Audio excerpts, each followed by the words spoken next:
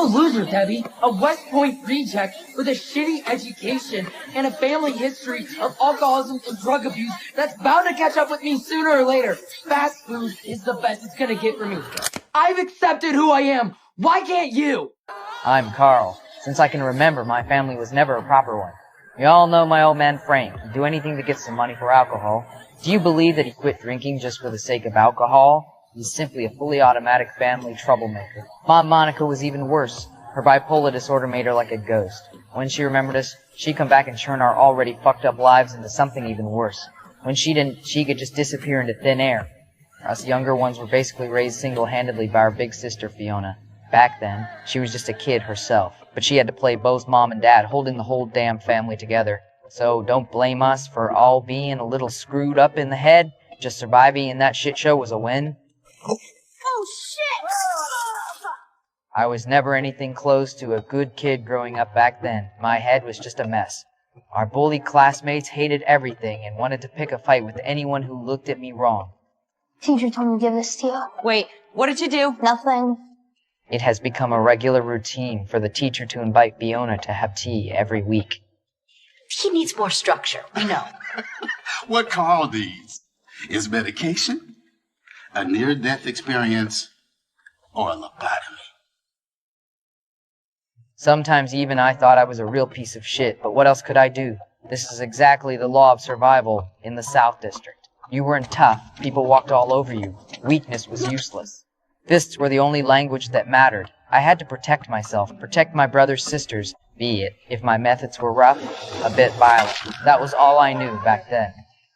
Weirdly enough, though, I always had a soft spot for animals. I'm really afraid that they will freeze to death. What? Time flew by in the South Side, where the seasons changed unpredictably, but the one thing that never changed, at least in their eyes, was my intelligence. My useless ass dad, chasing his delusional get-rich-quick dreams, actually fucking lied to me, saying I had a terminal illness just to milk sympathy and donations from people. The good news is, the cancer's in your brain, and you never were much of a thinker, so it probably won't affect you that much.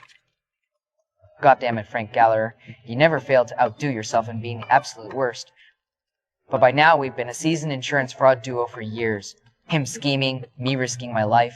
That man a goddamn factory of bad ideas to scrape together money for a liver transplant. He had me break his fucking leg. I want you to break my leg. I need the insurance money. It's the only way I'll be able to pay for the transplant. Once in a liker opportunity. Hell yeah, I would gonna pass that up chop.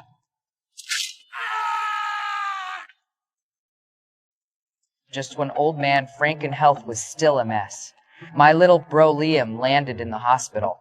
Fiona, high out of her mind, accidentally let him eat her flower. The whole South Side heard about it. Turned us into a fucking punchline. You mean your retarded brother? Yeah, he wants you to meet two of his friends. Your retarded brother as friends? Yeah, meet Longo and Lloyd. Looking at Liam's clueless little face, I was terrified he'd end up brain damaged like people said.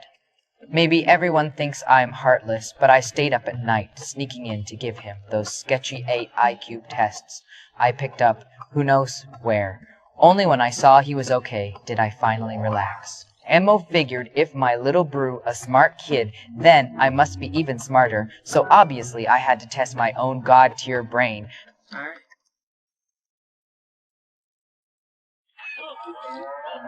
Turns out this computer, the real dumb boss here, pissed me off so much I didn't sleep all night. To carve out some kind of foothold in this shitty world, I started scheming up a big deal. I roped in my nephew Chuck, who got a bit of street smarts, to help me transport some flour. What's in those bags, Karl? Horse. And don't tell anyone a word about this, or else I'll tie a fucking tire around your tummy and set it on fire. Hey, Uncle Karl. The plan was solid, and I, Jew, accounted for the risks. But the second I saw the K9 unit, instinct kicked in and I bolted, leaving a dumbfounded Chuck behind. Yeah, it was a dick move, I know, but the real kick in the teeth, getting sold out by my own goddamn father.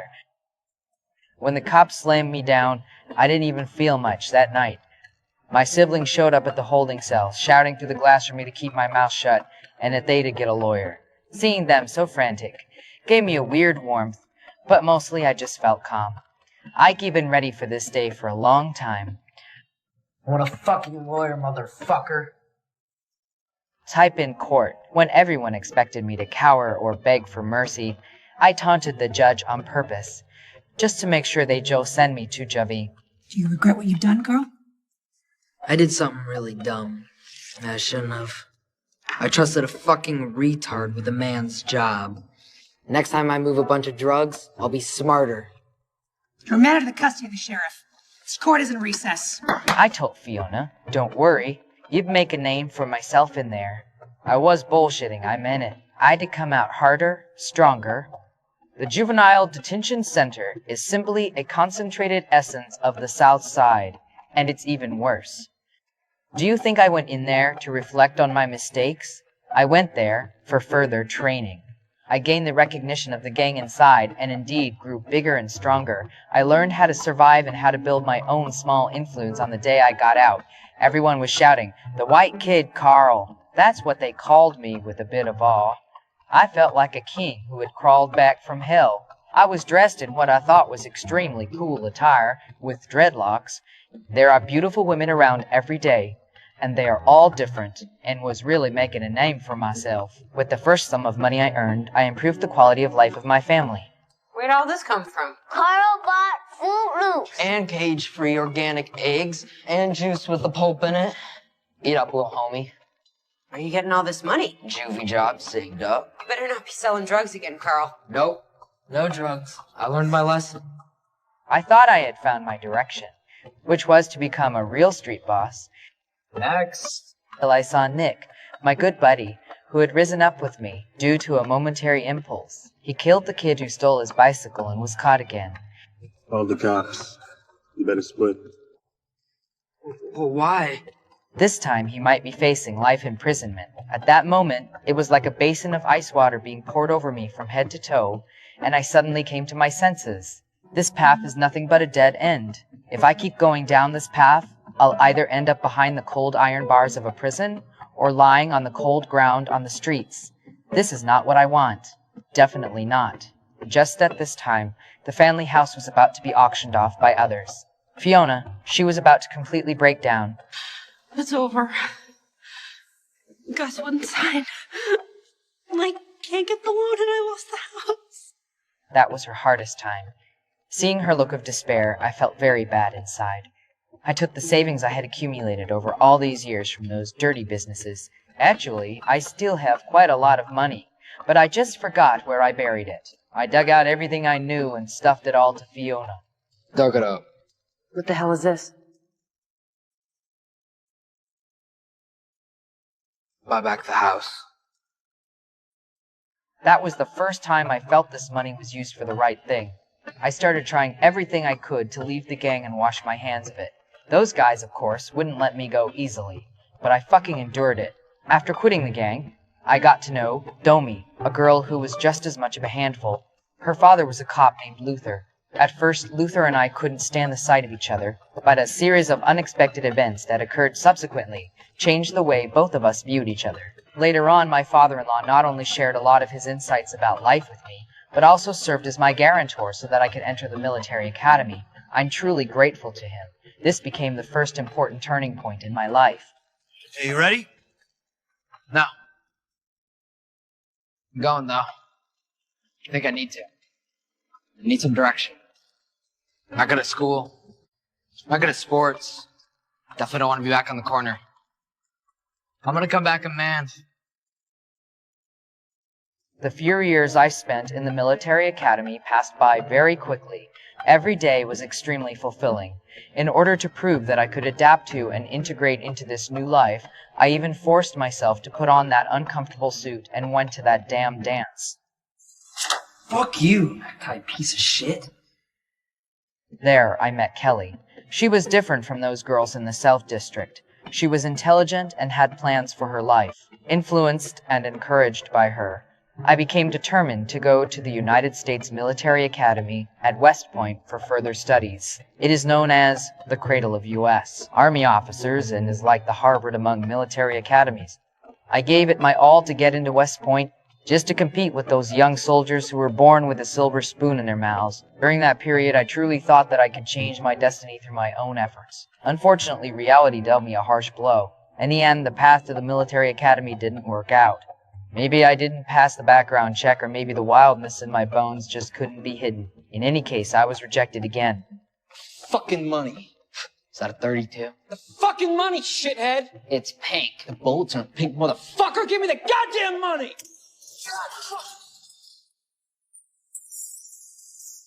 Fucker! Piece of fucking shit! West Point, motherfucking! All my efforts seemed to be in vain. I was thrown back to square one, and once again stood at the crossroads of my life, not knowing which way to go. But people are just starving bastards. The more you fall to the bottom, the more you want to climb up. Maybe this is just the Gallagher family genes, huh? I look at the people around me. Lip is still tearing his hair out, trying to make ends meet. Ian is in jail, bickering with his partner. Debbie became a mom early and is blindly messing things up. Fiona, once the pillar of our family, finally acted selfish for once left the South Side to live her own life. Frank. Well, Frank is still Frank, but we are all living in our own way, struggling. No one has truly given up. And then there's my little brother, Liam, up to now. He's still wondering why he's the only one in the family who is black. Just want to know who I am. You're Gallagher, same as me. I'm black. And you get to check the black card for the rest of your life. Move to the front of the line, you got it made. Except I can't walk down the street wearing a hoodie without worrying that a cop's gonna put me in a chokehold. So that idea of becoming a cop came back, and stronger than before. I started preparing more systematically, using some Gallagher-style methods. You know what I mean? You understand, Mr. Gallagher, that lying under oath is perjury, punishable by up to 5 years in state prison. Are you calling me a liar, sir? Why? Because I grew up poor on the South Side? Because my father is a drunk and my mother was a junkie? Because I'm not as smart as you and you can humiliate me using big words I don't know? I got into the academy because they know when we roll up on a gunfight, I'll be the one running towards the shooting, not away from it. They know when a 911 call comes in and it's some bastard scumbag pistol whipping a little girl trying to steal her pink bicycle, that I'll be there, ready to take a bullet in the face. In the South Side, sometimes rules are just meant to be broken as long as you can achieve your goal. But I didn't expect that this gig, being an inside informant for the cops, would go so smoothly. They broke the rules and let me become a Chicago cop.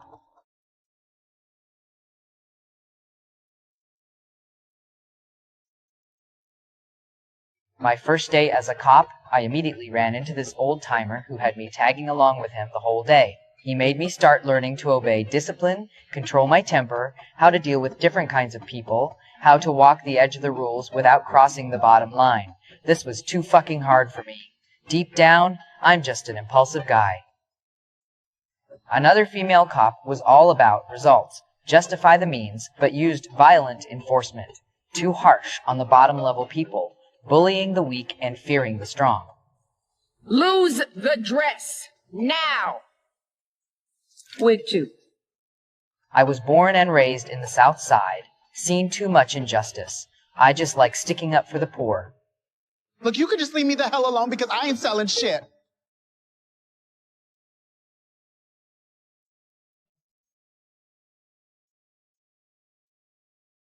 Gonna move east a little bit. Look by the 5-star check cashing. They don't roll through there much. Thank you, Officer Gallagher. Life is a fucking mix of dumb luck and hard clashes. You might be dealt a hand of complete shit, but that doesn't mean you have to fold and walk away. It's these goddamn experiences that have shown me the darkest nights and the most fucked up sides of humanity. So being a cop isn't about some grand justice or the bullshit glory that comes with the uniform. For me, it's like being caught in the cracks of rules, using my own way to even odds. Just a little and people like me. The ones with no voice, the ones always ignored, even if it had just sparing them some pointless bullshit, even if it had just making those self-important rich pricks realize this world is entirely theirs to run. That in the story of Karl Gallagher, may a brand new cop on the South Side